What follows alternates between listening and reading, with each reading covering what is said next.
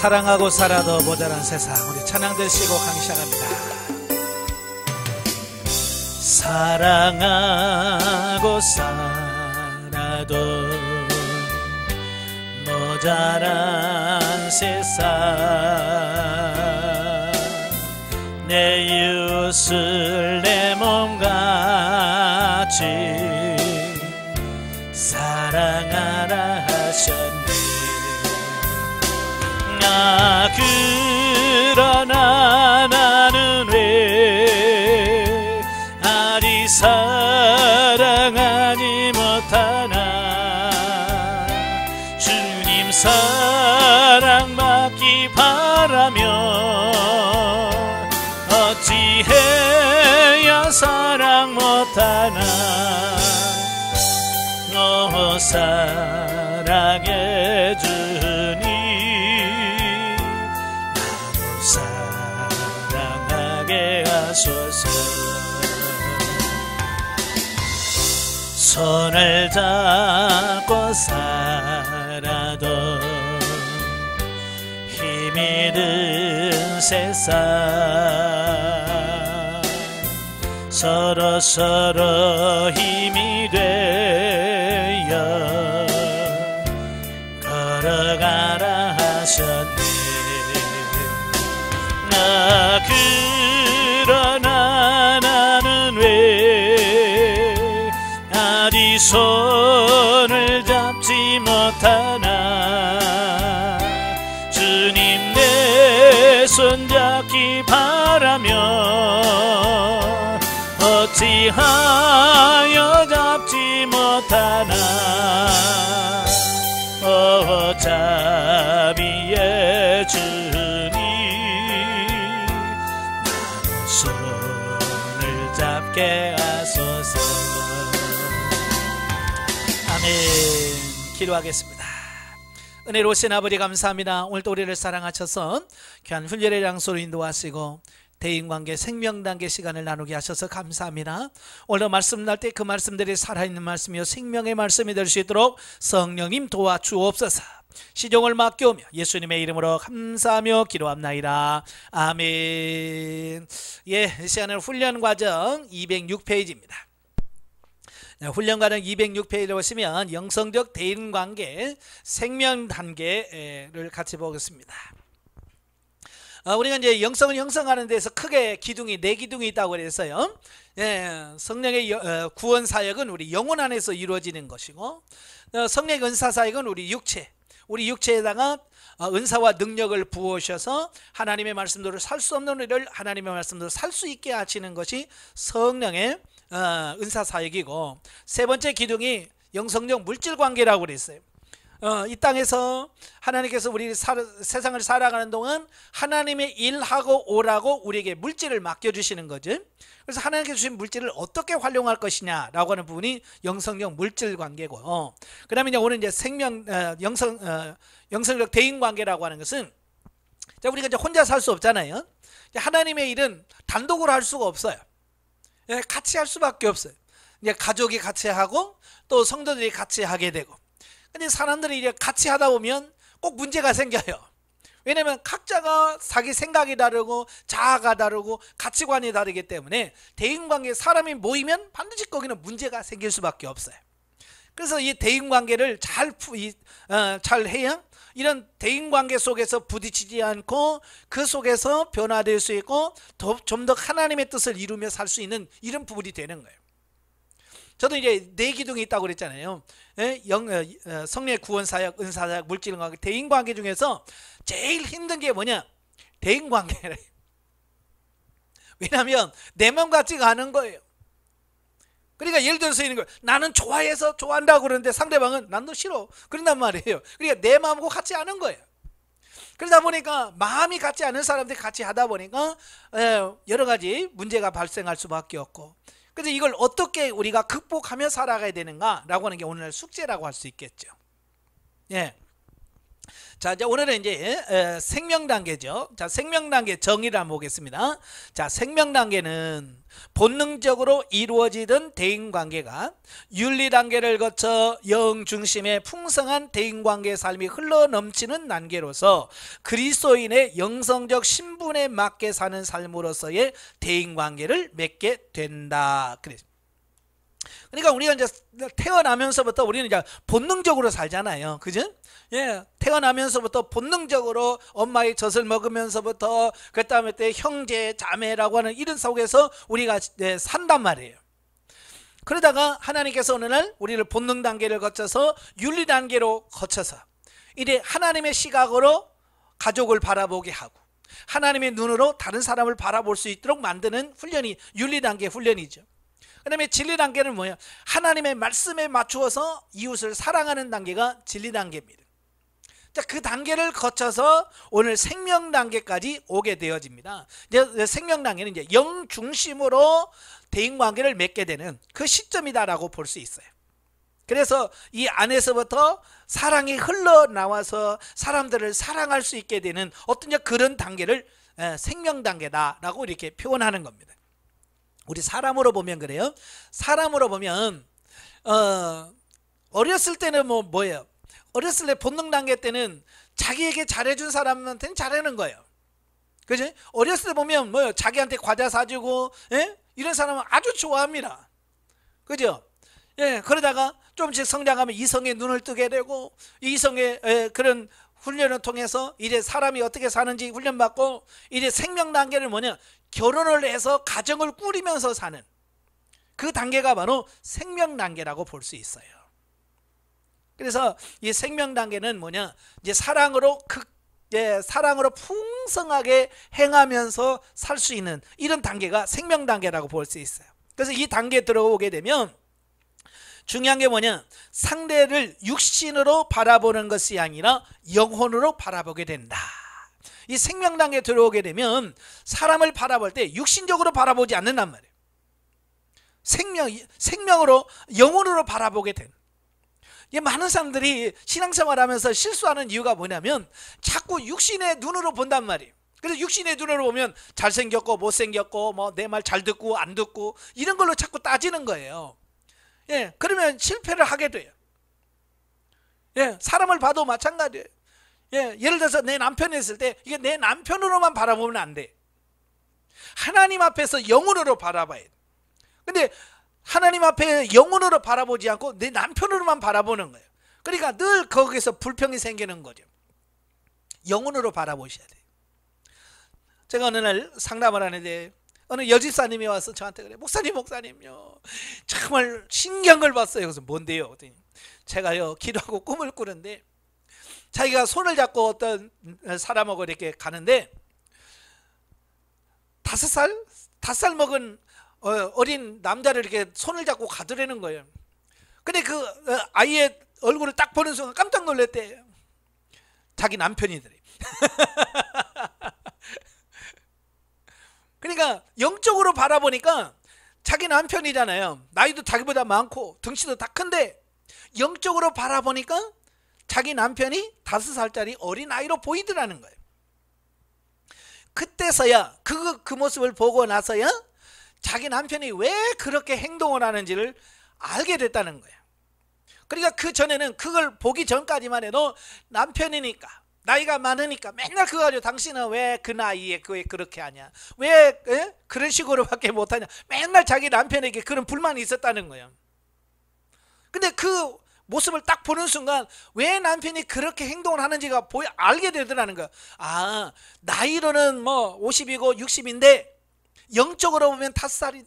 그러니까 영적으로 5살짜리니까 예배 시간만 가서 교회에서 졸고, 뭐 놀러 가자면 좋아하고 뭐 이런 거잖아요. 그러니까 맨날 그거 가지고 막 우리 남편은 맨날 놀러고 뭐 먹는 것만 좋아하고 뭐 이런 것만 했거든요.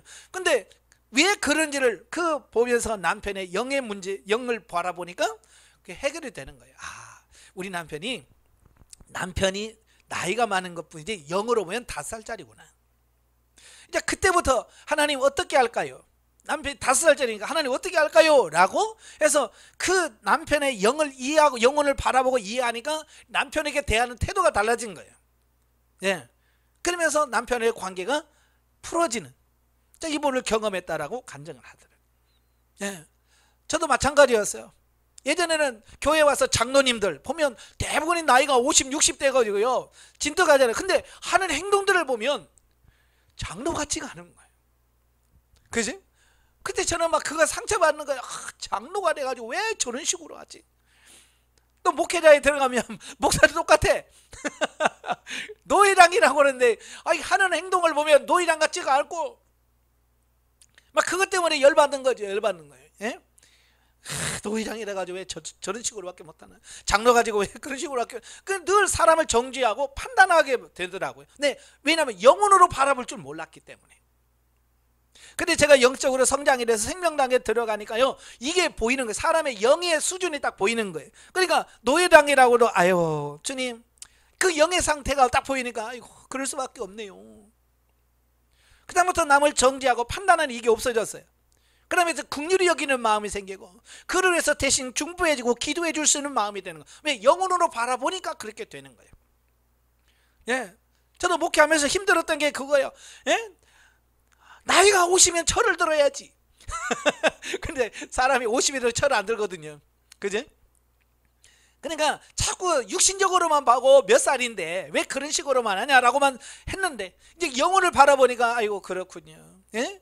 그러니까 육신적으로는 50이라도 영적으로는 젖밟고 있는 거야. 젖병 들고 있는 겁니다. 어린 아이예요. 그러니까 그렇게 행동을 할 수밖에 없는 거예요. 그러니까 그게 보여지니까 이해가 되더라고요. 그럴 수밖에 없겠구나. 그다음부터는 모든 사람들을 이해하게 되고요, 받아들일 수 있게 되어져. 그전에는 뭐 그게 안 됐거든요. 왜 저럴까? 왜? 라고는 질문을 항상 던지면서 사람들을 항상 잣대를 가지고 재면서 저건 기준 미달이야 안 돼 라고 하는 어떤 그런 부분이었다면, 영혼을 바라보니까 그 다음부터는 그게 없어지면서 불쌍해지는 거예요. 긍휼이 되는 겁니다. 그때부터 생명으로 그를 바라보게 돼. 그러므로 원수도 진리 안에서 사랑하고 믿음의 형제들을 대할 때 주님을 대하듯 하게 되는, 궁극적으로 성경이 말하고 있는 그리스도의 사랑을 실천하는 삶을 살게 되는 단계가 뭐냐? 생명단계다. 정말 이 생명단계에 가야 비로소 하나님의 자녀다운 사랑의 삶을 살아가게 되는 거예요. 예, 우리 사람도 그러잖아요. 결혼해서 자녀를 낳아봐야, 그 자녀를 낳아서 사랑해봐야 이게 사랑이구나, 이게 부모의 사랑이구나 이해가 되어야 자기 부모를 이해하게 돼요. 그죠? 그러니까 자기가 결혼하기 전에라든지 결혼해서도 자기가 자식을 낳아서 길러보지 않으면 부모의 사랑이 얼마나 큰지 모르는 거예요. 근데 자기가 자식을 직접 낳아서 길러보다 보니까 힘들고 어려울 때 우리 어머니가 얼마나 나를 키울 때 힘들었을까 라고 하면서 부모님이 이해가 되어지는 겁니다. 그죠? 마찬가지로 이 생명단계에 들어가게 되면 이제 어른으로서 결혼해서 가정을 꾸리는 그 단계거든요. 그러니까 이제 사랑에 대해서 많이 이해가 되어지는 그런 단계라고 보시면 돼요. 자, 이 생명단계에서 말하는 사랑의 두 가지 차원. 이제 생명단계에 들어가게 되면 이제 사랑의 폭이 넓혀지는데요. 첫째, 1대1 관계에서의 생명적 사랑. 자, 대인관계에 있어서 생명단계에 들어갔다라고 하는 것은 곧 그리스도의 사랑을 덧입어 실천하는 삶을 사는 것을 의미한다. 그러니까 내가 상담받으면서 이제 생명단계에 왔네요 라고 말한다고 하는 것은 이제 그리스도의 사랑을 덧입어서 실천하는 삶을 산다라고 하는 것을 의미해요. 그러니까 이런 거죠. 처녀에게는 아무리 그가 아기를 좋아해도 모성애는 없는 거예요. 그냥 아이를 좋아할 뿐이에요. 그죠? 근데 그 처녀가 결혼해서 자기가 자식을 낳아보면 그냥 자식을 낳는 순간에 뭐가 생겨요? 모성애가 생기는 거야. 어디 슈퍼에 가서 모성애 10,000원어치만 줘요, 뭐 10만원어치만 줘요, 그게 아니잖아요. 어디서 사오는 것이 아니야. 그냥 내가 아이를 출산하고 낳으면서 그냥 모성애가 생겨요. 그래서 모성애적인 삶을 살아가는 거예요. 그래서 생명단계에 들어가게 되면 뭐냐?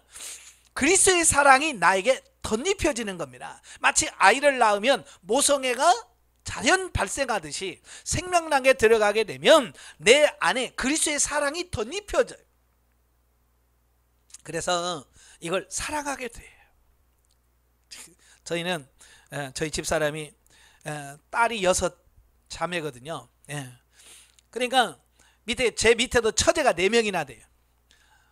그래서 예전에 저희가 이제 애를 낳아가지고 처갓집에 가잖아요.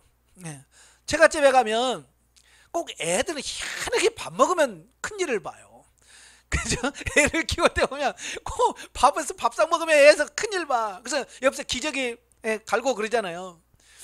그러면 우리 애들 하면 이제 집사람이 옆에서 기저귀 갈고 가잖아요. 그러면 이 시집을 안 간 처제들은 말이에요. 아, 냄새나, 냄새나. 그래서 그러면서 막 밥 못 먹겠네 막 그러면 난리야. 왜? 아직 그 단계 안 가보니까 그걸 이해를 못 하는 거지. 근데 집사람은 아이고 똥도 잘 쌌네, 아이고 노랗게 잘 쌌네 그러면서 밥상 앞에서 그러고 앉아 있어. 그러니까 처제들은 이해를 못 하는 거죠. 왜? 밥 먹으면서 그 응가를 왜 그렇게 하냐는 거지. 근데 그 처제들이 나중에 결혼해서 애 낳으니까 똑같이 그래. 똥도 잘 싸네, 노랗게, 아이고 이쁘게 싸네 그러면서 하고 있는 거예요. 그러니까 그 단계 올라가기 전 그 단계가 아니면 그게 이해가 안 되는 거예요. 그러니까 시집 안 간 처녀에게 똥도 이쁘게 싸네 뭐 이 얘기 해봐야 더럽지 막 더럽게 만나지. 그게 그 말이 무슨 말이 이해가 안 되는 거예요. 무슨 말이 이해가 되지? 근데 성장을 하면 못생겨가면 그냥 발똥이 되면 그냥 똥이 더러운 게 아니라 그냥 이쁜 거예요. 마찬가지예요. 생명단계에 들어가게 되면 그리스도의 사랑이 그냥 내게 덧입혀져요. 그래서 그 그리스도의 사랑으로 사랑하게 돼요. 바로 이게 생명단계죠. 즉 생명단계는 사랑의 극치가 이루어지는 단계라고 말할 수 있다. 생명적인 차원에서의 사랑은 어이상 조금은 추상적으로 느껴지는 사랑이라는 말보다는 조금 더 실제적이고 현실성 있게 다가오는 충성과 헌신의 개념이 더 적절하다고 본다. 자, 왜 이런 말 하냐면 우리가 사랑 그러면요 우리는 너무 추상적으로 생각을 해요. 그죠? 너무 사랑 그러면 추상적으로만 생각을 해요. 그런데 성경에서의 사랑이라고 하는 말은요 좀 더 현실성이 있어요. 그게 뭐냐, 충성과 헌신의 개념이 들어가 있어요.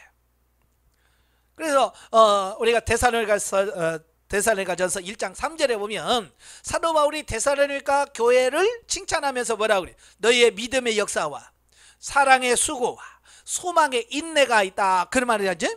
자, 거기서 사랑의 수고와 그래요. 그냥 너희가 사랑이 참 많구나 그러면 되는데 굳이 사랑의 수고와 라고 하는 말을 사도 바울이 덧붙이는 거예요. 자, 그래서 왜 그랬을까? 왜? 바로 사랑에는 수고가 뒤따라야 진짜 사랑이다. 자, 그 얘기를 하고 있는 거예요. 그러니까 입술로만 사랑한다고? 이게 사랑이 아니라는 겁니다. 요즘에 젊은이들이 사랑을 많이 하고 사랑 얘기 많이 합니다. 그러나 지금 젊은이들이 말하는 사랑이라고 하는 것은 뭐예요?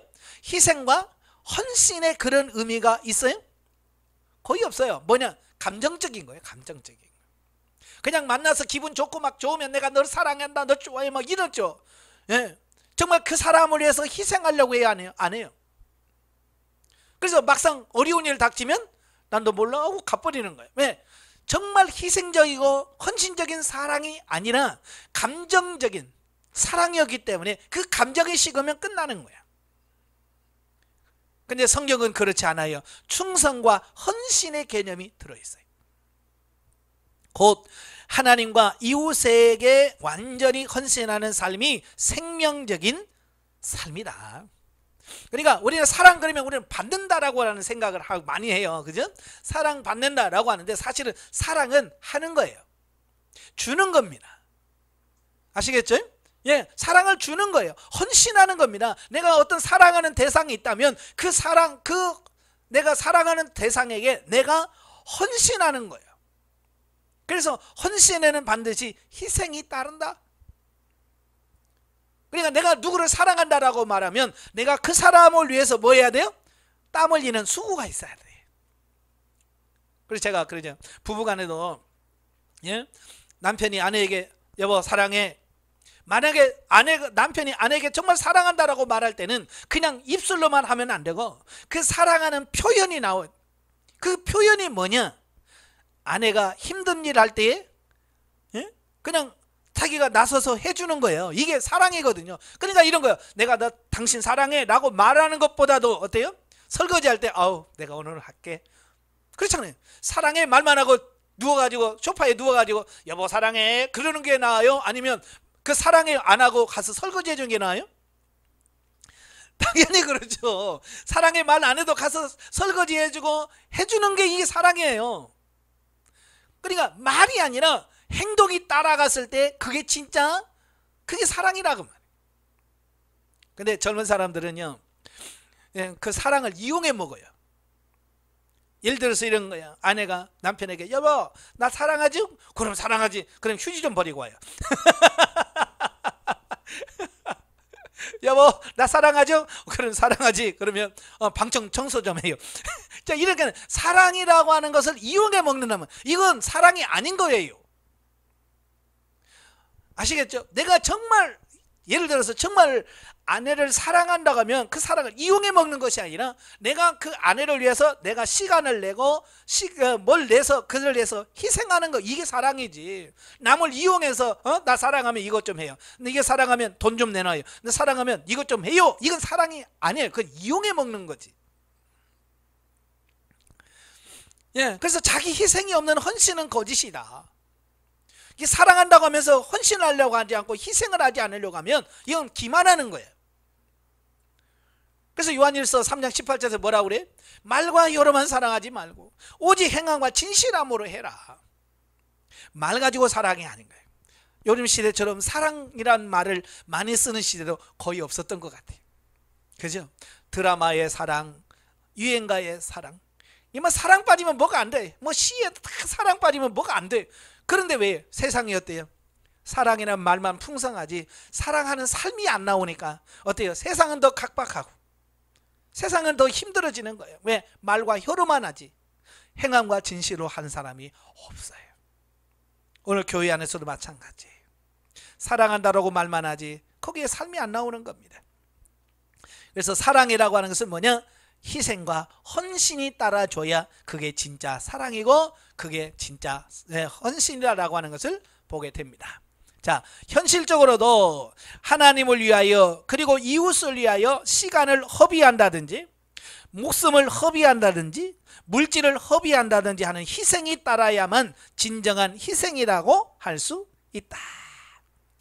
그러니까 이것이 없으면 안 돼요. 내가 사랑하면 내가 사랑하는 사람에게 뭘 해야 돼요? 시간을 내야 돼요. 그죠? 내 시간을 없는 시간을 쪼개서 그 사람한테 시간을 내줘야 이게 사랑하는 거예요. 예? 그러니까 맨날 사랑한다 그러면 나 시간 없어. 예? 시간 없어라고 하는 것은 뭐예요? 결국 내 시간을 주지 않겠다는 거거든요. 이건 사랑하지 않는다는 얘기예요. 예?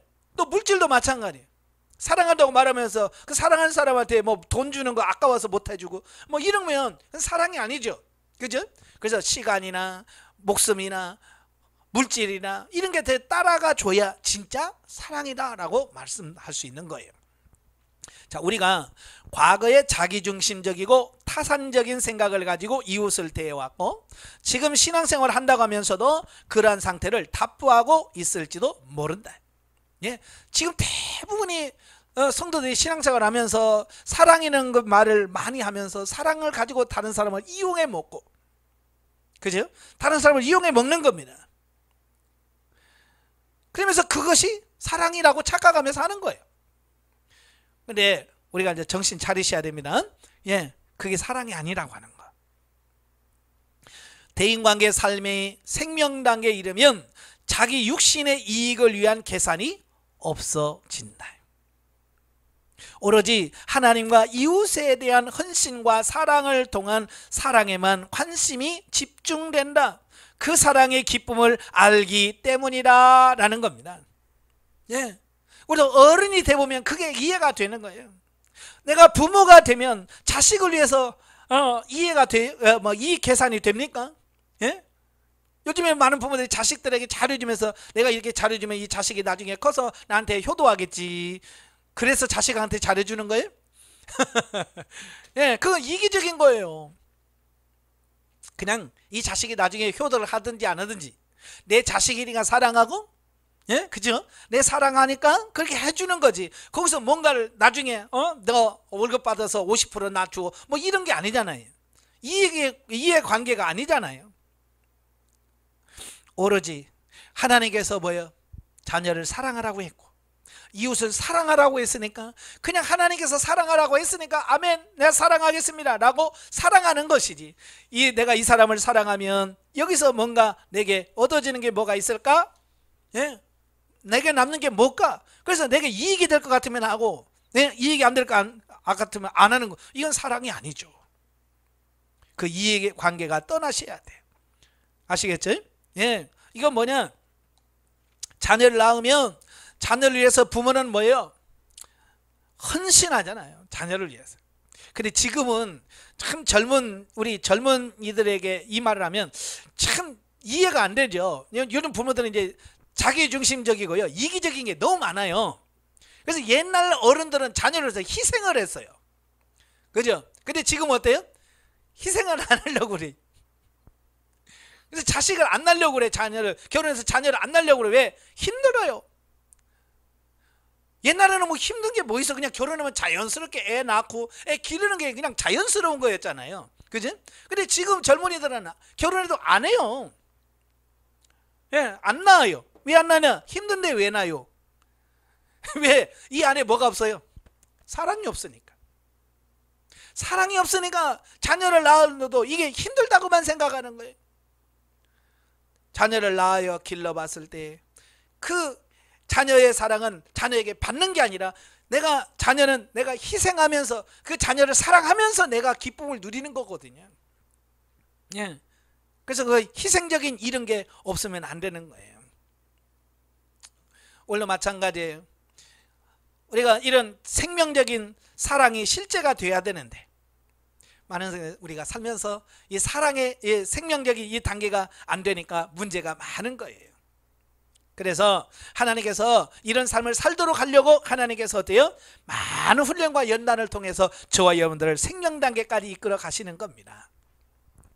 자, 거기 요한복음 15장 9절부터 14절에 보시면, 아버지께서 나를 사랑하신 것 같이 나도 너희를 사랑하였으니 나의 사랑 안에 거하라. 내가 아버지의 계명을 지켜 그의 사랑 안에 거하는 것 같이 너희도 내 계명을 지키면 내 사랑 안에 거하리라. 내가 이것을 너희에게 이름은 내 기쁨이 너희 안에 있어 너희 기쁨을 충만하게 하려 함이라. 내 계명은 곧 내가 너희를 사랑한 것 같이 너희도 서로 사랑하라 하는 이것이니라. 사람이 친구를 위하여 자기 목숨을 버리면 이에서 더 큰 사랑이 없나니 너희가 나의 명하는 대로 행하면 곧 나의 친구라 그랬어요.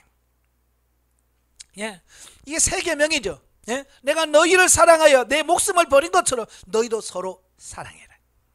이게 세 계명이거든요.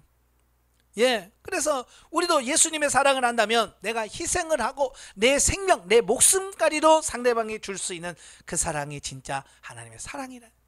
어때요? 정말 주님 사랑하시죠? 그 주님을 위해서라면 여러분 생명까지 어떻게 해요? 내놓을 수 있겠어요?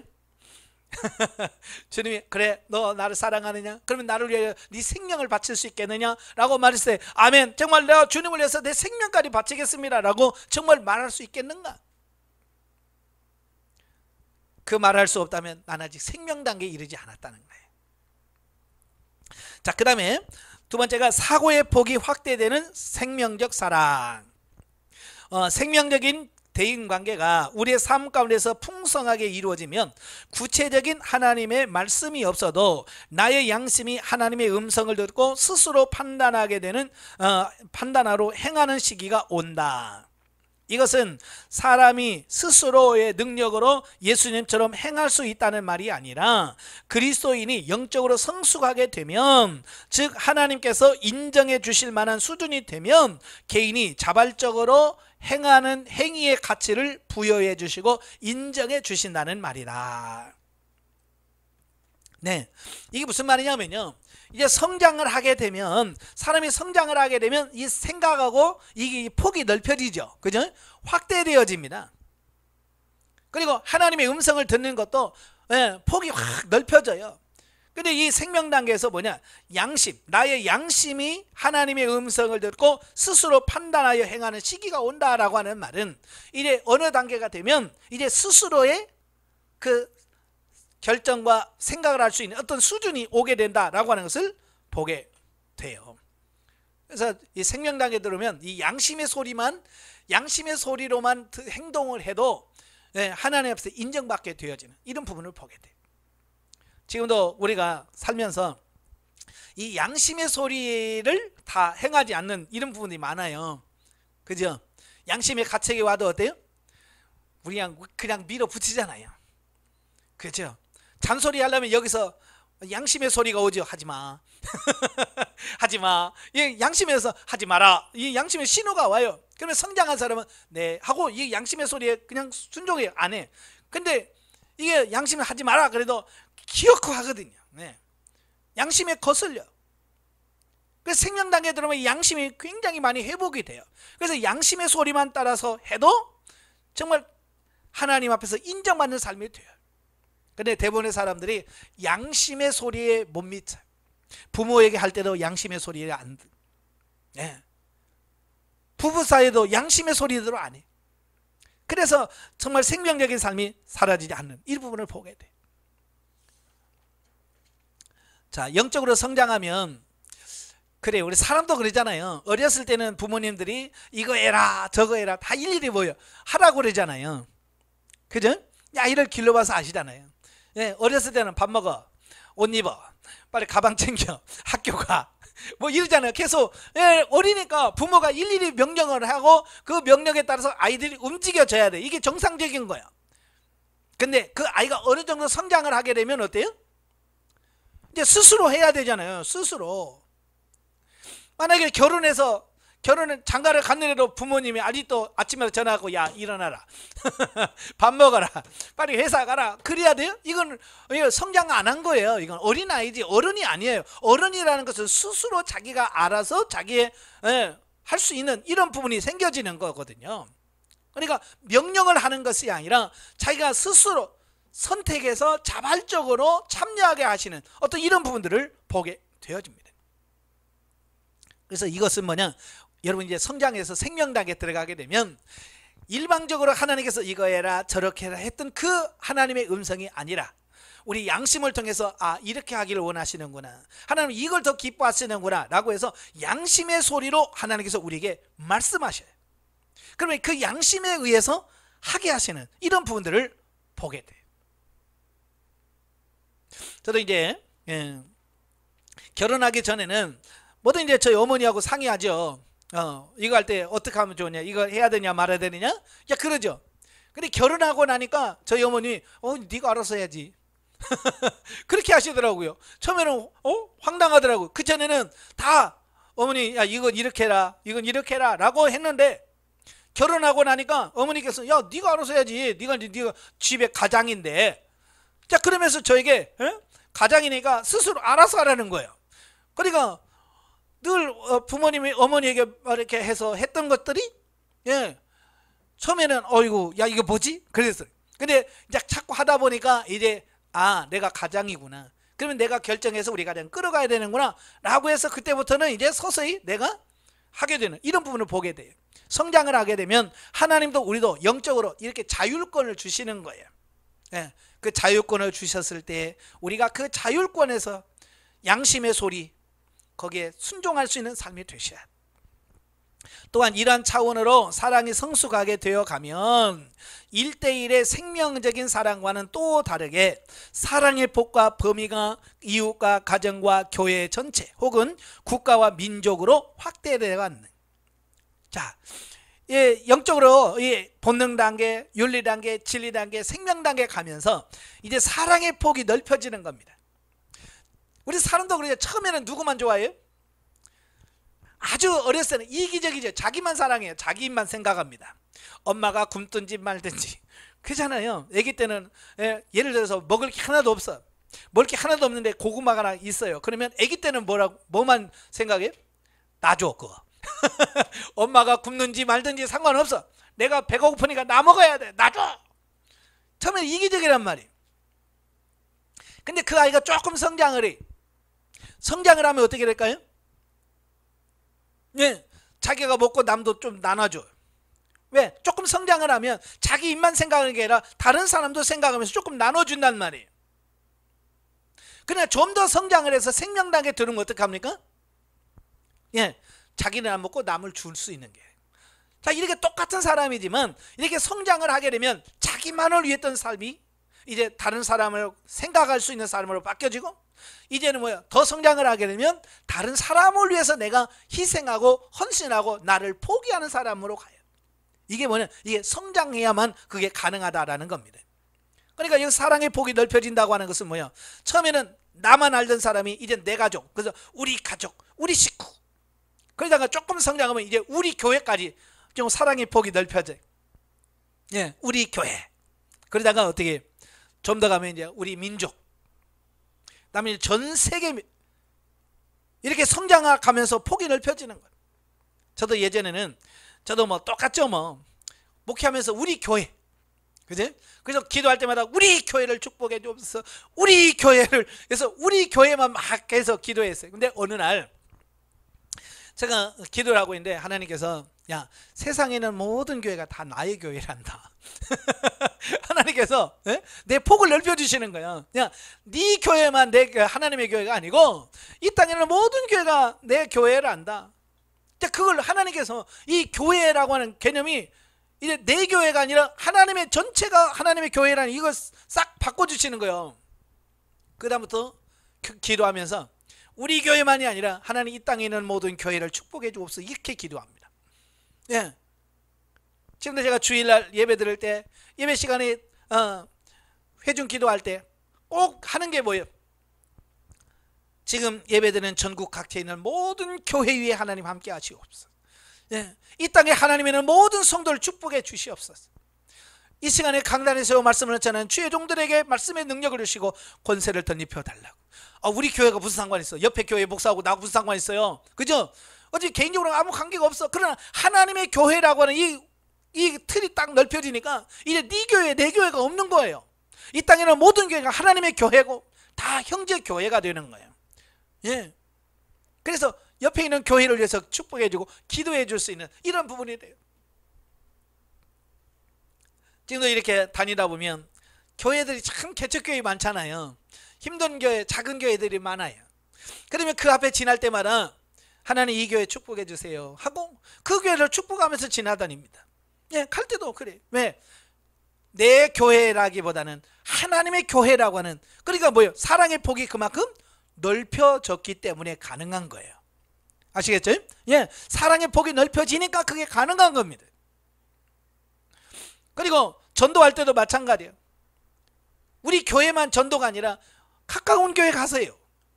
예, 가까운 교회 가시면 됩니다 라고, 예, 어느 교회라든지 갈 수 있는 교회로 이렇게 할 수 있는 게, 이게 폭이 넓혀지니까 그게 가능한 거예요. 그래서 여러분도 이게 확대되어지길 바래요. 예, 아직도 내 교회, 내 집, 내 식구 여기다 이게 거기서 벗어나지 않으면 안 돼요. 우리는 벗어나야 돼요. 이것은 단순한 윤리나 도덕적 차원에서 교회 사랑, 나라 사랑, 민족 사랑과는 완전히 다르다. 자, 이것도 마찬가지예요. 예, 윤리나 도덕적인 차원에서의 교회 사랑, 나라 사랑, 민족 사랑은 달라요. 지금도요, 윤리 도덕적으로요, 이걸 사랑하는 사람 얼마나 많은지 몰라요. 지금도 나라 사랑, 그래서 광화문에 가서 막 띠를 들고 물러가라 물러가는 사람 있잖아요. 그 나름대로 뭐라 그래? 자기는 나라를 사랑한다는 거야. 예, 그 수준에서 나라를 사랑하는 거지. 우리는 생명적인 차원에서의 나라 사랑을 얘기하는 거지 윤리 도덕적인 사랑에서 말하는 게 아니에요. 차원이 다릅니다. 그래서 진실한 마음에서 생겨나는 교회와 나라 민족을 사랑하는 태산과 같은 생명력 사랑을 하나님께서 원하신다. 자, 자기밖에 모르던 사람이 대통령이 되면 자신의 문제를 초월하여 온 국민을 돌아보는 국부로서의 삶을 사는 것처럼 우리도 이와 같은 생명적인 단계로 속히 나아가야 한다. 아멘. 예, 그렇죠. 대통령이 돼서도 아직도 자기만 한다면 누구처럼 자기 재산을 위해서 수천억을 쌓아놓고, 그죠? 그러겠죠. 왜? 그 나라를 사랑하지 않기 때문에 그래. 그건 대통령감이 안 되는 거예요. 정말 대통령이 됐다면 자기 주머니 챙기는 것이 아니라 정말 나라가 잘 살고 국민들이 잘 살도록 해야 되는 거거든요. 이게 정상적인 거 아니겠어요? 여러분 마찬가지예요. 우리가 결혼해서 가정을 꾸려서 자녀들이 있고 가정이 있다라고 하면, 예, 가장이, 예를 들어서 가장이, 야, 내가 돈 벌었으니까 다 내 거야, 나만 먹을 거야. 그래서 자식들은 안 주고 자기만 혼자 맛있는 거 사다 먹어봐요. 사람들이 뭐라고 하겠어요? 그렇잖아요?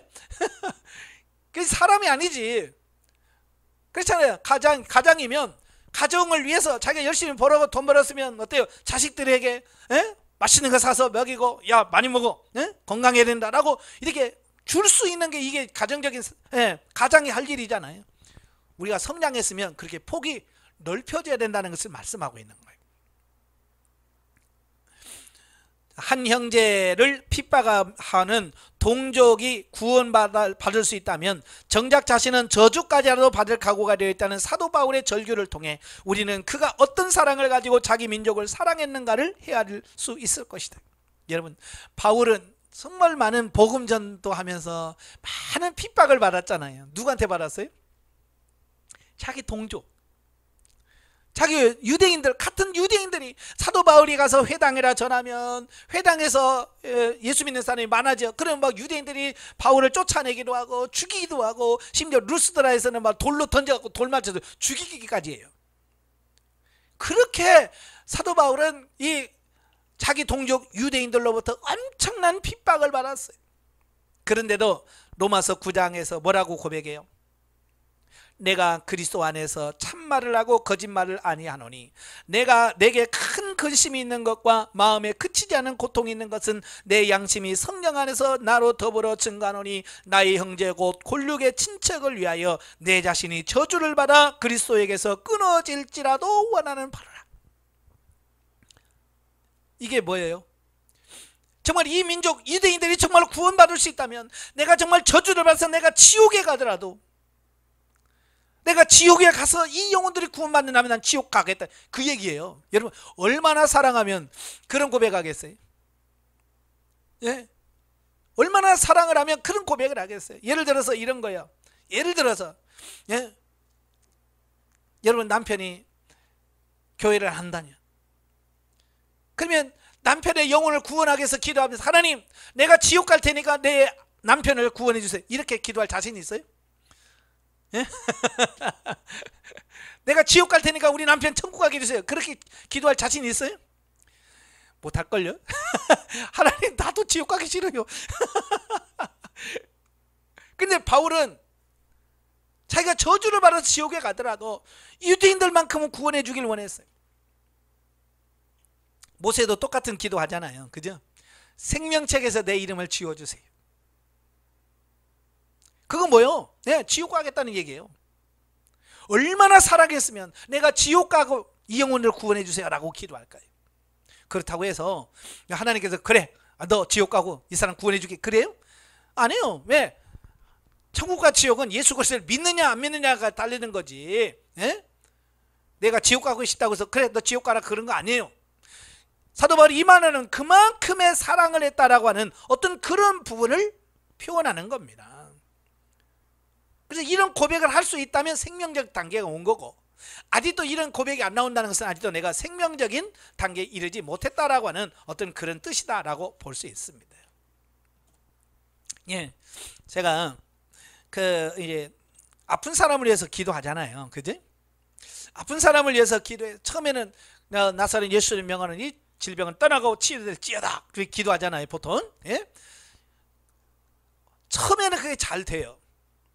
근데 어느 단계 들어가니까요, 진리 단계 들어가니까 그게 안 돼요. 나사렛 예수를 명하는 질병은 떠나가고 치유될지어다, 그런데 안 나. 제가 이제 왜 안 되지? 똑같은 난데, 그죠? 똑같은 옛날엔 은사가 있었고 나았는데, 주님께서 저에게 하신 말씀이 그거예요. 헌신 없고 대가가 없으면 치유가 안 되는데. 그래서 그럼 어떻게 하죠? 그러다가 제가 기도하면서, 하나님, 그래요, 이 성도의 아픔을 나에게 주세요. 내가 대신 아프겠습니다. 내가 대신 아플 테니까 하나님 이 성도의 아픔을 치유시켜 주세요라고 기도하니까 그게 되는 거예요. 그게 그 성도가 나. 근데 문제는 뭐냐? 그 성도의 아픔이 나한테 오는 거예요. 와, 그러니까 어디가 아픈데요? 그러면 막 머리가 아프고요, 뭐 배가 아프고요, 막 그러잖아요.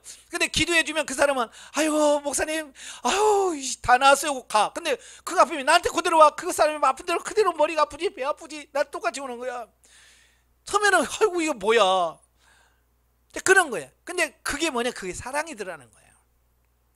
그냥 헌신, 희생 없이 나을지어다 이렇게는 해도 정말로 뭐예요? 내가 대신 아플 테니까 이 사람 고쳐주세요 라고 하는 게 이게 뭐 진짜 사랑이거든요. 예수님이 마찬가지예요. 예수님께서 그냥 세상에 와서 내가 명한다 죄야 사함을 받을지어다 그랬어요? 아니잖아요. 예수님께서 온 우주와 모든 사람들의 백성들의 죄를 사하시기 위해서 어떻게 해요? 자기가 십자가에 못 박혀 죽으셨잖아요. 이게 희생, 헌신의 대가가 오늘 우리가 죄사함을 받고 구원받는 거예요. 마찬가지로 우리가 사랑이라는 것은 아까 헌신과 희생이라고 그랬잖아요. 예, 그래서 한동안은요 남을 아픈 사람 기도해주기가 무서웠다니까요. 왜? 하나님 이 사람의 아픔을 나에게 주시고 대신 내가 아플 테니까 치유시켜 주세요 하면 정말 그 사람의 아픔이 나한테 오고 그 사람이 치유가 되는 거야. 그러니까 누가 아파요 나 기도해서라면 무서워. 왜? 내가 그 아픔을 내가 해야 되니까. 그래서 정말 그럼에도 불구하고 그걸 사랑하면서 그래 내가 대신 아플 테니까 치유. 그래서 계속 그렇게 하다 보니까 어느 순간에 보니까 이래 달라고 해도 안 주시더라고요. 대신 치유가 돼. 그러니까 하나님께서 그 사랑을 내가 생명적인 사랑으로 끌어가도록 하시려고 하나님께서 그렇게 하신 거예요. 몇 년 전에 저희 교회 젊은 집사님이신데 자궁 경부암이 걸리셨어요.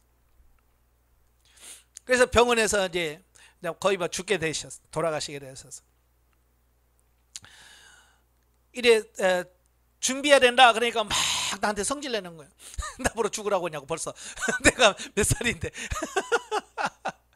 죽기 싫은 거야 이분은. 그 영혼이 너무 불쌍한 거야. 그래서 제가 교회에 와서 기도했어요. 하나님 내 생명이 몇 년까지인지는 모르겠지만 내가 몇 살에 갈지 모르잖아요. 그죠? 내 생명이 언제 주님께 갈지는 모르지만 제 수명이 90이라면 절반을 떼서 이분에게 주시고 절반은 제가 살고 반으로 나누겠습니다. 제가 그렇게 기도했어요. 제 나이가 80이 제 수명이라면 이분하고 해서 15년씩 반띵해 가지고 나 15년 살고 그분 15년 살게 해주세요 라고 기도했어요. 됐을까요? 안 됐을까요? 안 되더라고요. 그래서 그분이 젊은 나이에 가셨어요. 이게 내가 더 사랑했어야 되는데. 그보다 더 젊은 집사가 암에 걸려서 오셨어요. 그때는 뭐라고 기도했냐면 하나님 내 생명을 정말 내가 대신 갈 테니까 이 영혼을 살려주세요 라고 기도했어요. 이게 반띵이 아니고 이제 나를 그냥 생명을 취하시고 내 생에 남은 걸 이분에게 다 주세요 라고 기도해요. 그러니까 하나님께서 치유하시고 지금 살아있습니다. 참 이런 거예요. 그 기도하면서도 이 한쪽에서 무슨 마음이 들까요? 그러다가 진짜 너 죽으면 어떡하려고. 그 마음이 한쪽에 쑥 올라오는 거예요. 나도 사람이 육신이기 때문에. 육신이 제일 두려운 게 뭐예요? 죽음이잖아요. 그러나 이 생명적 사랑이 있으니까 그 죽음의 공포를 이기더라고요. 바로 이게 사랑이에요. 그냥 나는 손대지 말고 그냥 저 사람만 치유했어요. 이게 아니라 사도 바울이 뭐라고? 나 지옥 갈 테니까 내가 지옥 갈 대신인가 대신 저들을 구원해 주세요 라고 기도하잖아요. 이게 생명적 사랑이에요. 그러니까 생명적 사랑이라는 게 그냥 기분 좋게 좋은 것만 의미하는 게 아니에요. 이런 진짜 자기 생명을 내걸고 하는 사랑이 생명 단계. 아이고 나 겁난다 라고 하시겠죠. 근데 여러분도 다 그 단계 가면 돼요. 좀 차이는 좀 있어요. 예, 그렇지만 다 돼. 아까도 말한 것처럼 예? 차이는 있지만 결혼해서 애 낳으면 다 모성애가 있어요. 근데 모성애도 사람마다 좀 심한 사람이 있고 모성애가 좀 덜 있는 사람이 있어요. 그죠? 그 정도의 차이는 있지만 다 모성애는 있는 것처럼 여러분이 생명당에 들어가게 되면 이렇게 다른 사람을 위해서 희생하는 그 사랑의 마음이 생겨요. 이게 많이 있느냐 적게 있느냐 그 차이만 있을 뿐이에요. 여러분 많이 있길 바라요. 정말 예수님께서 우리가 하는 영성은 예수님 닮은 영성이잖아요. 그래서 예수님은 뭐라고 그래요? 자기 생명을 십자가에 주며 사랑했잖아요. 바로 그 사랑이 바로 우리의 사랑이 되어야 된다는 걸 말씀하고 있습니다. 이 생명단계에서 두 가지 특징이 우리가 이제 생명단계에 들어가면 크게 두 가지가 나오는데요. 첫째가 뭐냐? 본능 단계나 윤리 단계에서 다가왔던 문제들이 크게 여겨지지 않는다라는 겁니다. 자, 먼저 우리들은 대인관계에 있어서 생명단계에 들어가면 모든 문제가 해결되고 또한 전혀 시험거리가 없어지는 것처럼 오해하기 쉬운데 그런 오해부터 접어두죠. 예, 많은 분들이 그래요. 생명단계에 들어가면 아무 문제가 없겠지라고 생각하는데 아니에요. 어찌 보면 더 큰 시험과 고난이 있다는 거예요. 그러니까 저 얘들도 어렸을 때 보면 너 커서 뭐 될래? 엄마는 돼. 왜냐 그랬더니 엄마는 학교도 안 가고 엄마는 숙제도 안 하고 그 어린아이 입장에서 보면 예? 보면 자기는 학교 갔다 오는데 엄마는 집에 있거든요. 그러니까 예? 엄마 되겠대. 그냥 엄마가 쉬워요. 집에서 가만히 있어요. 청소해야지 반찬해야지 뭐 이거 어찌 보면 그 아이가 숙제하고 공부하는 것보다 훨씬 더 많은 일을 해요. 근데 그 아이는 그게 몰라. 영적인 분도 마찬가지예요. 제가 훈련 말할 때 밑에서 한참 이제 훈련 후배들이죠. 후배들이 와서 목사님은 좋겠네요. 왜요? 생명단계 들어가서 아무 문제 없지요? 이제 그런 말을 자주 해요. 그 제가 그래요. 아니요. 문제가 더 많아요. 예. 지금도 마찬가지예요. 목사님은 이제 문제 하나도 없지요? 저한테 그래요. 제가 그러냐? 아니요. 저 문제 많아요.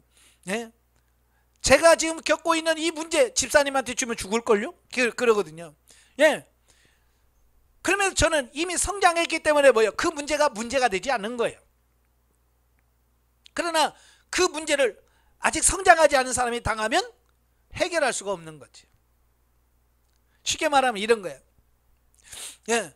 초등학교 1학년짜리에게 고등학교 1학년 책 주면서 풀어. 그러면 풀겠어요? 못 풀죠. 초등학교 1학년짜리가 고등학교 1학년 문제를 어떻게 풀어요? 그죠? 못 풀어요. 근데 고등학교 1학년짜리에게 초등학교 1학년 수학 문제 주면서 풀어. 그러면 못 풀어요? 바보 아닌 이상 풀어. 네, 왜? 성장했기 때문에 이거 풀 수 있는 거예요. 마찬가지예요. 그러면 고등학교생은 뭐예요? 또 고등학교 1학년에 맞는 또 공부를 하잖아요. 어려운 거예요.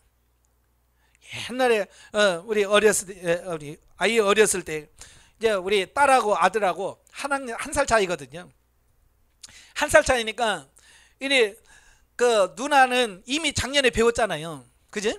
작년에 배우니까 그 동생 거 책 보니까 쉬워요, 어려워요? 쉽잖아요. 작년에 배웠기 때문에 쉬운 거야. 근데 동생은 처음 배우는 거잖아요. 처음 배우니까 어려운 거야. 그러니까 누나가 야, 넌 그것도 모르냐? 그러면서 자기는 배웠기 때문에 쉬운 거지만 처음에서는 어려운 거예요. 예. 마찬가지로 처음 하는 사람은 다 어려워요.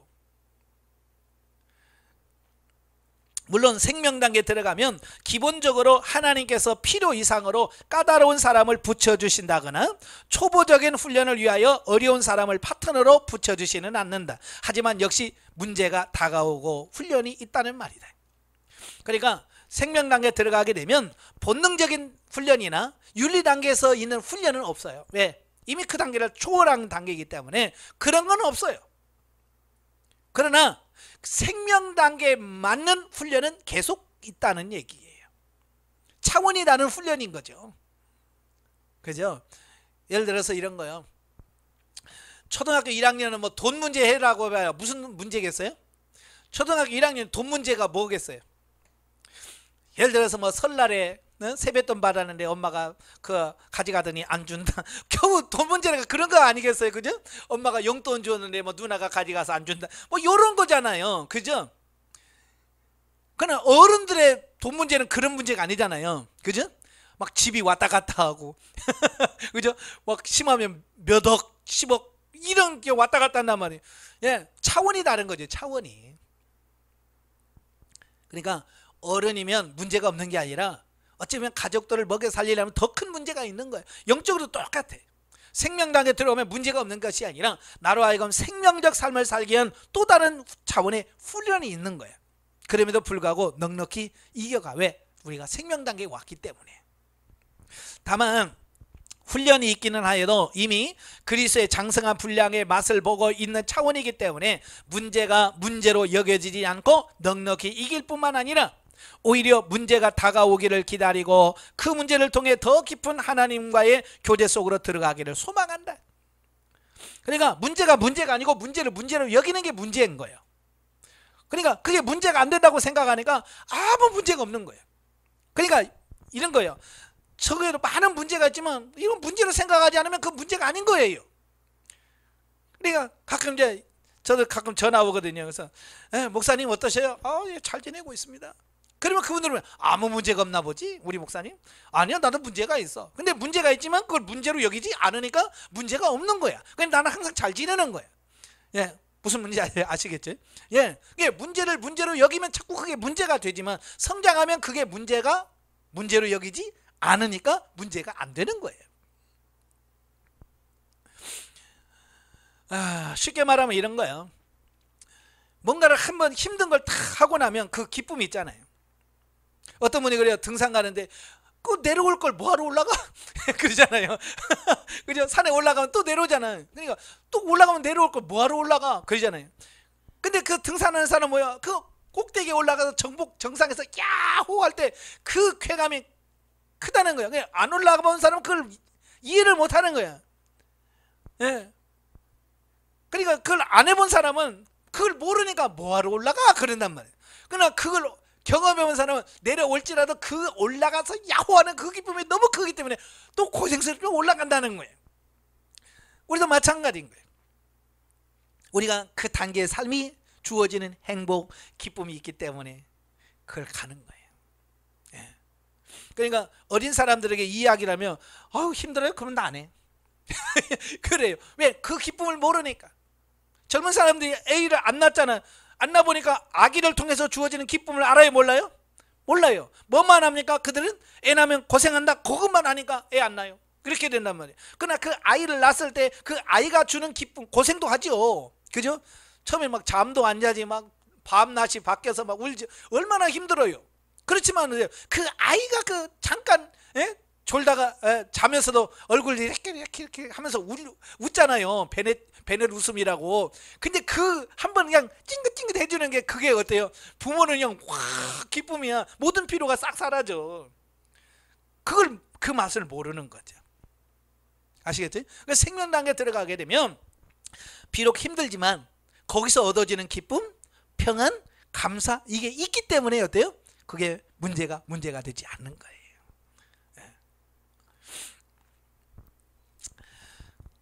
자, 두 번째, 초보 단계에서 나를 괴롭히는 원수들이 내게서 굴복하고 떠나간다 그랬어요. 이제 초보 기본 본능 단계나 윤리 단계 때는 그 단계에 훈련시키는 파트너가 항상 있어요. 여러분 훈련시키는 파트너가 있어요. 꼭 그 사람이 여러분의 마음을 뒤집어 놓고요, 여러분의 마음을 힘들게 하고요, 그 관계를 막 어렵게 만들거든요. 그걸 파트너라고 그래요. 근데 성장을 하게 되면 그 초보 단계에서 괴롭히는 원수들이 없어져요. 다 떠나게 돼요.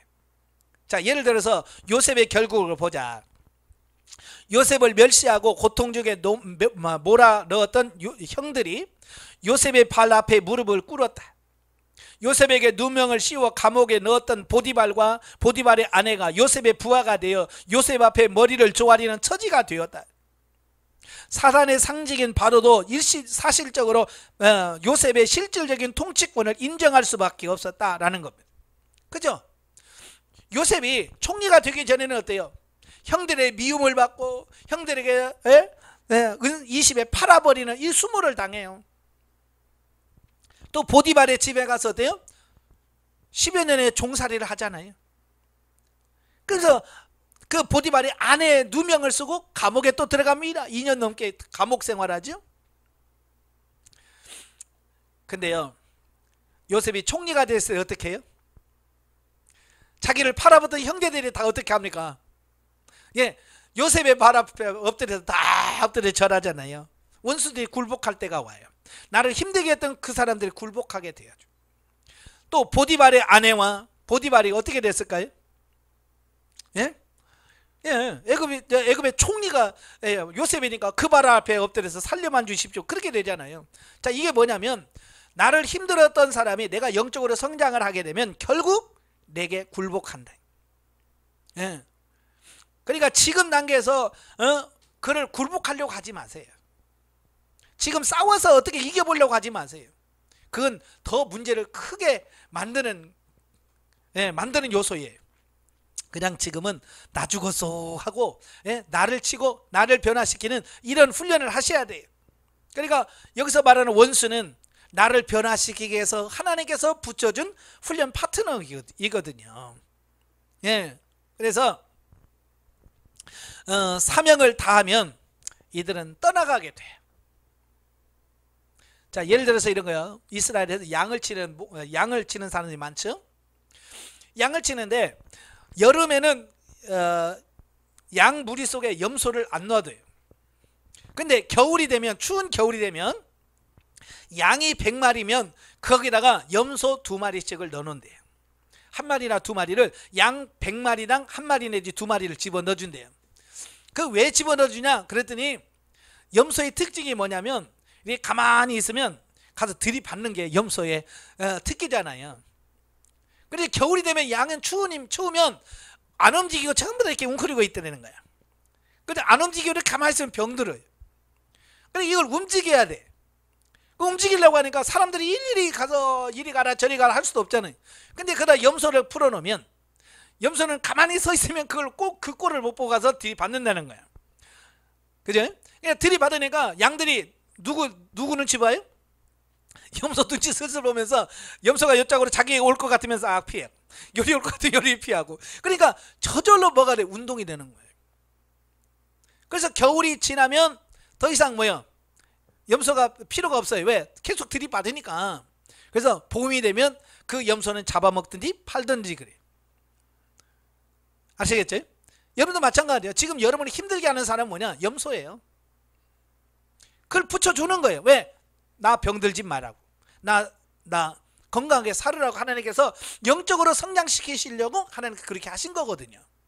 아시겠죠? 그러니까 그들이 원수가 아니라니까요. 나를 훈련시키는 파트너일 뿐이에요. 물론 그 양들이 염소가 슬슬 올 때 무슨 생각을 했겠어요?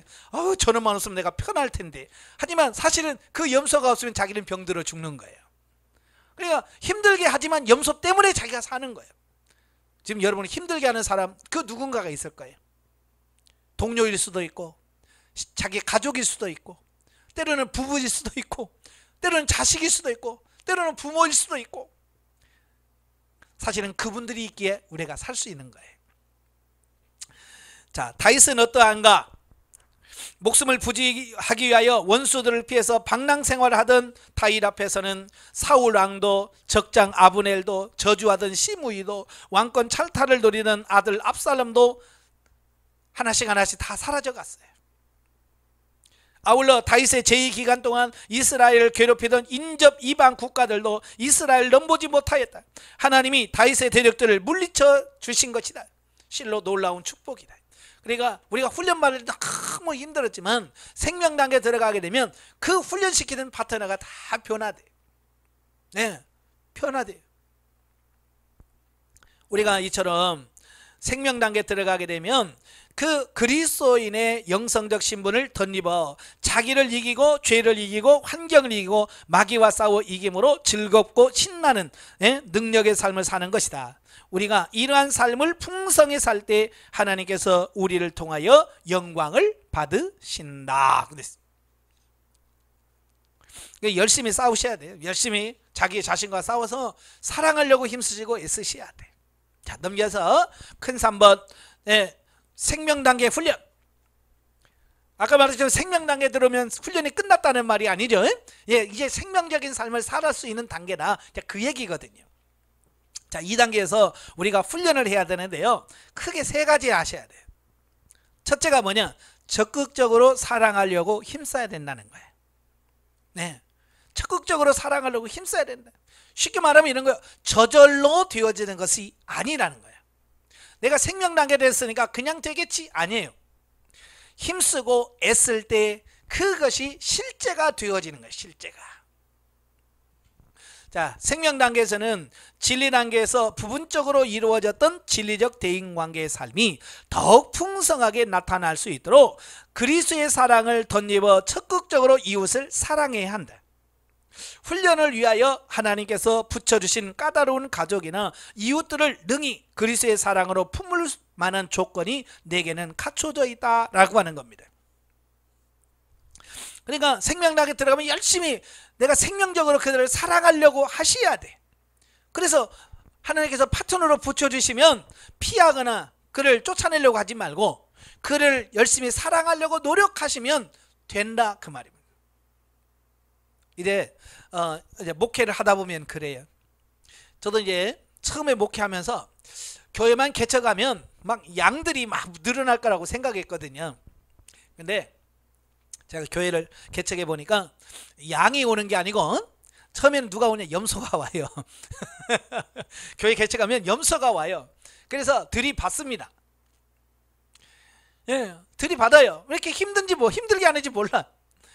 근데 나중에 보니까 그게 뭐냐면 나를 먼저 목회자로 세우고 목사로 세우기 위해서 하나님께서 그를 붙여주시더라는 겁니다. 아시겠죠? 그래서 훈련을 잘 받고 통과를 해서 목회를 하면 그 염소가 별로 안 크겠지만 전혀 그런 준비가 안 돼 있으면 그 염소가 강해요. 아시겠죠? 그래서 처음에 염소 때문에 목회 못 해먹을 분들 많아. 왜 내가 그걸 품어야 되는데 못 품으니까. 저도 사실 인천에서 96년도에 1월 달에 개척했거든. 개척해서 누구나 다 똑같이 이제 개척했으니까 좋은 사람들 왔으면 이제 하겠지 그런데요. 2년째 되는데 2년째 되던 해에 1년 반 되니까 어느 젊은 집사가 등치도 막 커요. 애 둘을 데리고 교회에 등록을 했어요. 개척교회 애 둘 데리고 등록은 얼마나 좋아요. 그래서 막 열심히 사랑하고 막 그랬죠. 근데요, 이분이 보통 분이 아니에요. 너무 힘들게 하는 거예요. 와서 등록한 거 좋았는데 와서 너무 힘들게 하는 거예요. 너무 힘들어서 제가 그때 영수훈련 받기 전에 너무 힘드니까 잠깐 나와봐요. 제가 그래서 교회 밖에 잠깐만 나와요. 그래서 저기 교회 있지요. 가요. 내가 얼마나 나를 힘들게 하는지 너무 힘들게 하니까 도대체 내가 막 그 스트레스 때문에 목회를 못 해먹을 것 같더라고요. 그래서 저기 큰 교회 있죠. 거기 가요. 제가 그랬어요. 그랬더니 그분이 하는 말이 가관이에요. 하나님이 보내는 내가 왜 가요? 아니 그냥 보통 사람들은 목사가 가라면 여기만 교회야? 가지 뭐. 그래 간대. 그건 안 가. 왜? 하나님 파트너를 붙여주었기 때문에 안 가는 거야. 하나님 보내는데 왜 안 가고 왜 내가 가요? 그냥 교회를 쑥 들어가 버리는 거야. 그럼 내가 더 기가 막히는 거. 저거 뭐야 저거. 가지도 않고 그러면 변화되든지 가지도 않고 나만 힘들게 하는 거야. 근데 영성훈련 받으면서 깨달으니까 나를 훈련시켜서 붙인 파트너구나. 이제 훈련 받고 나니까 그 파트너의 개념을 이해하니까 파트너구나. 이제 이게 이해가 되어지는 거예요. 그래서 그 전까지만 해도 저거 어떻게 쫓아내지? 어떻게 쫓아내지? 그럼 설교 시간에 진짜 까기도 해보고 막 했는데 못 알아먹어. 그러니까 예를 들어 그 사람을 내고 막 얘기하잖아요. 예? 그러면 안 된다고 얘기해도 그 사람은요 한마디도 안 들어. 다른 사람만 다 들어. 그래요. 하나님 훈련 파트너로 붙여주니까 그렇더라고요.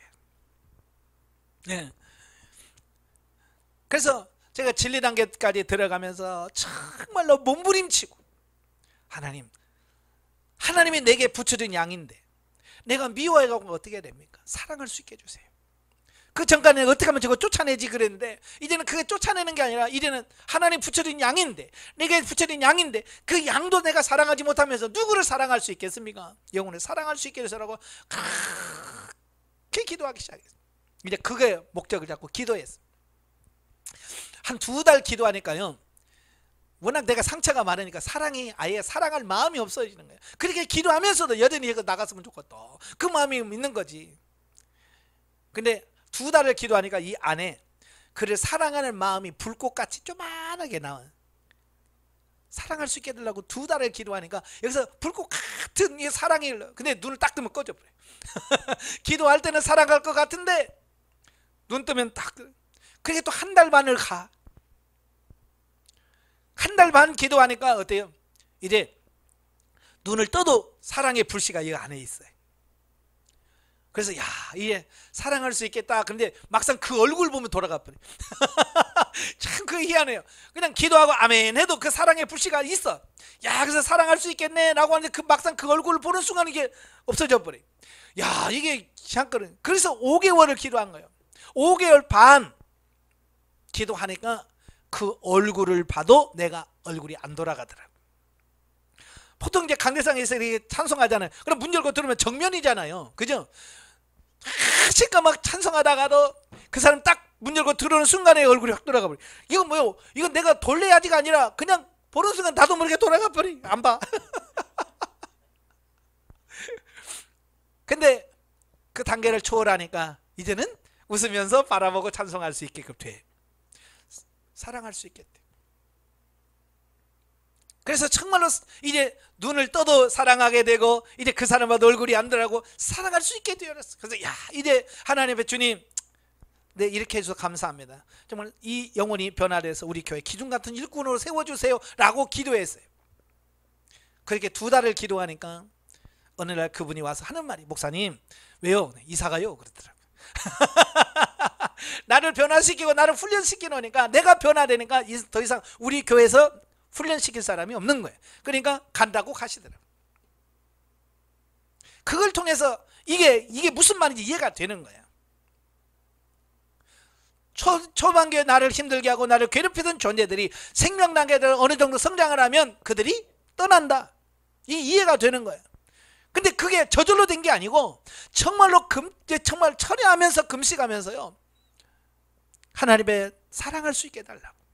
하나님이 붙여준 영혼 안에 사랑하지 못하면서 누구를 사랑하겠습니까? 내 사랑할 수 있게 해주세요. 내 인간의 내 사랑으로는 사랑할 수 없으니 주님의 사랑으로 내게 덧입혀 있어서 주님의 사랑으로 덧입혀 해달라고 그렇게 기도하면서 몸부림치며 6개월 기도하니까 정말 사랑하게 되더라고요. 힘쓰고 애써야 된다. 저절로 되는 게 아니라. 자, 문제는 하나님의 자녀로 하나님 나라의 왕으로 거룩한 제사를 드리는 제사장으로 삼일체 하나님이 내주내리하시는 거룩한 성전으로서 예수 그리스도의 정결한 신부로서의 자격과 권위를 가지고 적극적으로 그들을 사랑하는 것이다. 예, 적극적으로 사랑하는 거예요. 그냥 가만히 있어도 되는 게 아니에요. 사랑해야 돼. 그리고 두 번째로는 사랑을 해도 그냥 내 육신의 감정으로 사랑하면 안 돼요. 성령의 지도 인도하심을 따라 사랑해야 된다. 그러니까 성령님의 지도와 인도를 받아 사랑하려고 하는 마음을 가지고 순종할 때 과거에는 아무리 마음을 먹어도 되지 않고 설사 그렇게 행하더라도 마음 한구석에는 늘 거북한 생각이 떠나지 않았던 것이 이제는 자연스럽게 그것도 풍성하게 그리스도의 사랑이 흘러나오는 것을 경험하게 된다. 그러니까 자기 마음대로 사랑하면 안 돼요. 예. 하나님 어떻게 사랑할까요? 하나님 어떻게 섬길까요? 하나님 어떻게 할까요? 라고 성령에게 자꾸 물어서 성령께서 조명하신도록 하셔야 돼요. 그렇지 않고 자기 마음대로 하면 안 되거든요. 그죠? 예, 그래서 이걸 성령님께 지도 조명받을 수 있도록 늘 하나님께 물으면서 하나님께서 하셔야 돼. 그래서 하나님 어떻게 할까요? 그래서 자연스럽게 그게 뭐냐면 이게 자연스럽게 되어지는 거예요. 그래서 성령의 지도인을 받고 하는 것이 무엇보다도 중요하다. 많은 분들이 저한테 상담하면서 하는 거예요. 그거예요. 목사님, 제가요 그렇게 잘해줬는데, 그렇게 잘해줬는데 나를 그렇게 배신했어요. 그런 말 하거든요.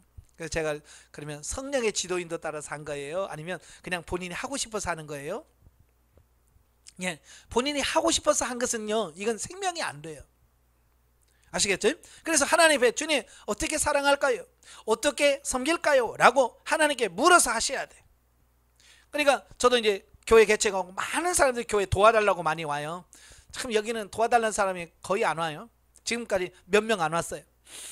근데 제가 처음 개척할 때는요, IMF 터졌지 막, 그러니까 막 이 도와달라는 사람이 얼마나 많은지 몰라요. 한 푼만 주세요, 좀 막 1,000원만 줘주세요, 이런 사람들이 많아요. 예. 그래, 그걸 일일이 하나님 이분은 어떻게 할까요? 하나님 이분은 어떻게 할까요? 그래서 그분이 와서 도와달라고 할 때 돈을 주라 그러면 돈을 주고, 옷을 주라 그러면 옷을 주고, 신발을 벗어주라 하면 신발 벗어주고, 예? 그러면서 성령께서 지도 인도 받으면서 하나님이 원하시는 방식대로 그걸 섬겨가기, 이게 중요한 거예요. 많은 사람들이 자기 방식대로 하면 반드시 후회합니다, 나중에. 그 다음에 세 번째로는 주의사항인데요. 자, 뭐냐면 우리는 항상 육신으로 다시 돌아갈 소지가 있다는 거예요. 그렇게 생명당에 들어갔다가도 다시 그냥 육신으로 확 돌아가는 겁니다. 그래서 한 가지 생명당에서 주의할 것은 풍성한 생명력 개인 관계를 이루고 살고 있지만, 그럼에도 불구하고 우리는 여전히 육신 중심으로 살 소지가 있다는 것을 말씀하고 있습니다. 그러니까 기도하면서 가면 영 중심으로 살아요. 근데 기도하지 않고 그냥 정신줄 놓으면 내가 바로 육신으로 와서 육신적인 삶을 살아가고 있어요. 그러니까 언제는 내가 사랑이 됐는데 기도 안 하고 하면 다시 육신으로 와서 또 싸우고 있어요. 그런 내 모습을 보는 거예요. 언제든지 우리는 육신으로 돌아갈 수 있는 소지를 항상 가지고 있다는 거예요. 그래서 깨어있어라, 정신 차려라 라고 말하는 이유가 거기 있어요. 비록 과거에 비하면 많이 온전했지만, 그러나 우리가 주님과 같이 완전해지지 않았다는 사실을 늘 염두에 두어야 된다. 그러니까 이 말은 뭐예요? 우리는 늘 실패할 가능성을 가지고 있는 존재예요. 내가 아무리 신령한 집으로 지어지고 3일차 하나님께서 내 안에 내주내지 하신다 해도 하나님께서 허락하신 자유의지를 육체의 기유로 삼아 육체대로 행하면 그 순간의 삶은 하나님께서 인정하지 않을 뿐 아니라 죽고 썩을 것이다 라고 말합니다. 그러니까 로마서 8장 12절 13절에 너희가 육신에서 육신대로 살면 반드시 죽으려니와 영으로서 몸의 행실을 죽이면 살리라 그랬어요. 그래서 우리가 성장했다고 해서 그냥 정신줄로 오면 안 되고요, 항상 하나님께 기도하면서 주님 어떻게 할까요? 어떻게 심을까요? 라고 기도하시면서 가셔야 됩니다. 많은 분들이 성장했다고 해놓고 실패하는 이유가 바로 정신줄 놓으면 바로 그렇게 됩니다. 그래서 항상 깨어서 기도하면서 가시기를 주님으로 축원합니다. 아시겠죠? 네, 기도하겠습니다. 은혜로우신 아버지 감사합니다. 영성적 대인관계 생명단계입니다. 아버지, 우리가 그동안 본능적으로 윤리적으로 살았던 우리의 삶이 이제 생명적 사랑으로 바뀌는 역사가 있기를 원합니다. 사랑은 말이 아니라 삶이라고 말씀했고 헌신과 희생이라고 말씀하고 있습니다. 입술로만 사랑한다고 하지 않고 이제는 몸으로서 사랑을 실천할 수 있는 우리 삶이 되어지게 하옵소서. 하나님, 그래서 정말 예수 그리스도께서 자기 생명을 우리를 위하여 내주셨던 것처럼 우리가 다른 사람들에게 내 생명을 내어줄 수 있을 만큼 성장 성숙해가는 우리가 되어지게 하옵소서. 예수님의 이름으로 감사하며 기도합나이다. 아멘. 하나님께 오늘입니다.